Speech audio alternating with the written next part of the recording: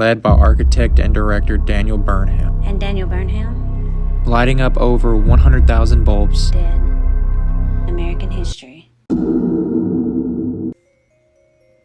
They weren't just building fairs, they were erasing something, and the deeper you dig, the more their names repeat.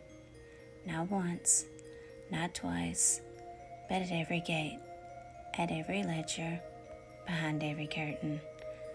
Let's talk Cass Gilbert, architect of the U.S. Supreme Court building and one of the masterminds behind City Beautiful planning. What was his obsession with Roman temples in the middle of American cities, if not to echo something older, something lost? And what about Frederick Law Olmsted Jr., the son of the original Olmsted, but more involved with federal commissions, preservation policies, and quad demolitions? Or William A. Delano, Yale Skull and Bones member and architectural consultant to FDR. He had his hand in everything from elite clubhouses to government buildings, and yet no one asked why so many of his designs feel like echoes of ruins. Now let's shift away from the names you've heard into the powers behind them. The American Institute of Architects, founded in 1857, it promoted uniformity in buildings while quietly standardizing the erasure of unexplainable styles. The National Park Services, created in 1916, what started as preservation may have helped erase pieces of history deemed too strange, too out of place, too old. And then there's Andrew Dixon White, co-founder of Cornell University and U.S. Ambassador. His personal library was filled with architecture and Tartarian blueprints, many of which vanished after his death. Do you see the pattern? It isn't random, it's deliberate, coordinated, slow, almost like a script. The same families, the same foundations, the same institutions. Smithsonian, Carnegie, Stanford, Rockefeller, operating together like one massive organism. They fund the education, they fund the excavation, and they fund the erasure. What are they trying to hide? We're not talking about forgotten buildings here. We're talking about a whole previous vision of the world, scrubbed from view. Because maybe, just maybe, we didn't build it. And they don't want you to ask who did.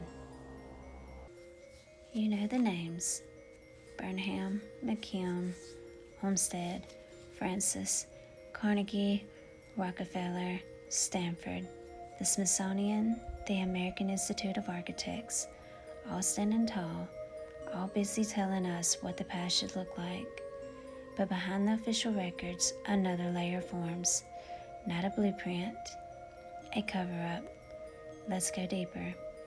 Have you heard of Andrew Dixon White, the first president of Cornell, co-founder, historian?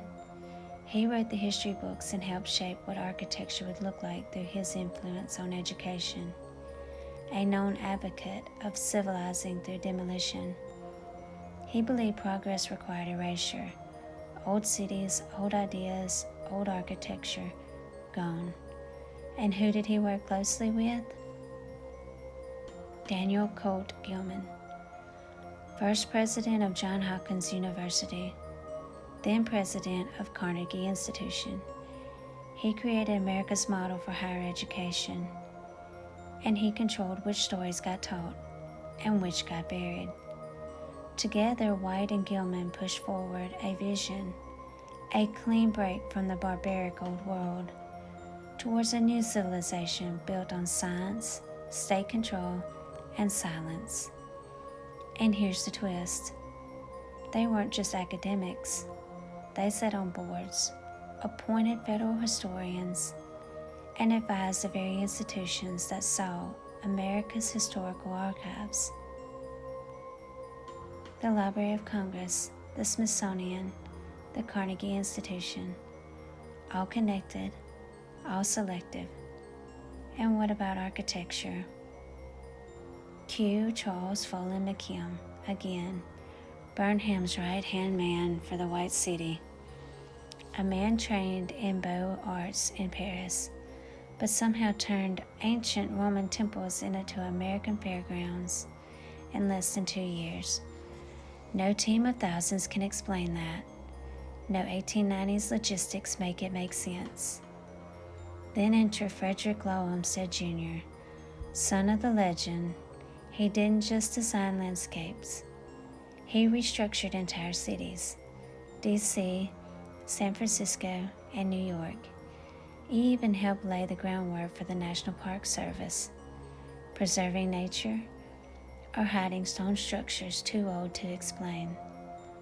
And while we're here, the Rockefeller Foundation, massive money, funding education, science, and history.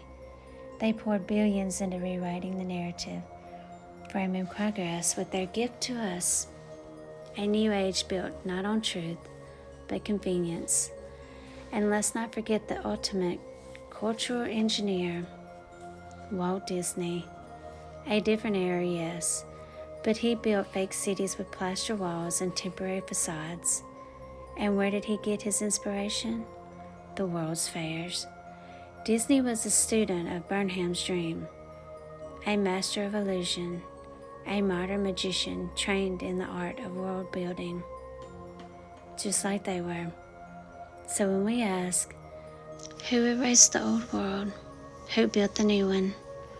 We're not looking at one man with a hammer. We're looking at a machine, a web of financiers, architects, universities, and institutions, all pulling the same thread, not just to tell a better story, but to erase the one we weren't supposed to know. Once you see the pattern, you can't unsee it, because the erasure of the old world wasn't random. It wasn't local. It wasn't just some few fires with some forgotten fairs. It was coordinated, systematic, global. And it started with institutions we were taught to trust. Let's name them. The Smithsonian Institution, founded with quiet European funding and gifted to the people. But since the 1800s, it's lost thousands of artifacts, miscategorized countless others, and locked entire discoveries behind archives. Who funds the Smithsonian now? Rockefeller, Carnegie, Rothschild's backed banks. Same hands, same shadows. The Carnegie Institution, born out of steel, soaked in monopolistic empire. It didn't just fund science, it defined it. History, evolution, genetics, medicine, rewritten, reframed, and curated through the Rockefeller and Carnegie lens. They didn't just fund discoveries, they decided which truths were science and which were myths. Leland Stanford, a railroad tycoon with Rothschild ties, hand in hand with Rockefeller Oil and Carnegie Steel, and suddenly the education system becomes a machine producing workers, not thinkers. And then there's the American Historical Association, founded in 1884, funded by, you guessed it, Carnegie and Rockefeller Foundations. Its mission? To create a coherent and centralized history of the United States. Translation: erase the pieces that don't fit, burn the buildings that don't match the timeline, rewrite the books, and make you forget. Still think the World's Fairs were just fun little parties? They built entire cities out of marble and steel, told you they were plaster and temporary, then tore them down before you could ask too many questions. And behind every demolition, every fire, every forgotten archive, follow the money, follow the power, follow the institutions that replace memory with myth. Because Rothschild and Rockefeller didn't need to sign the same blueprint. They built a system that made forgetting profitable. And we've been living in the aftermath ever since. If you enjoyed this polished retelling of progress and civilization, And if you're questioning what's really been buried under the official story, then don't forget to like the video. share it with the ones who aren't afraid to ask why. Follow and subscribe for new episodes uncovering forgotten marvels. And the history that still yaps beneath the ruins. Because the past isn't silent, it's yapping.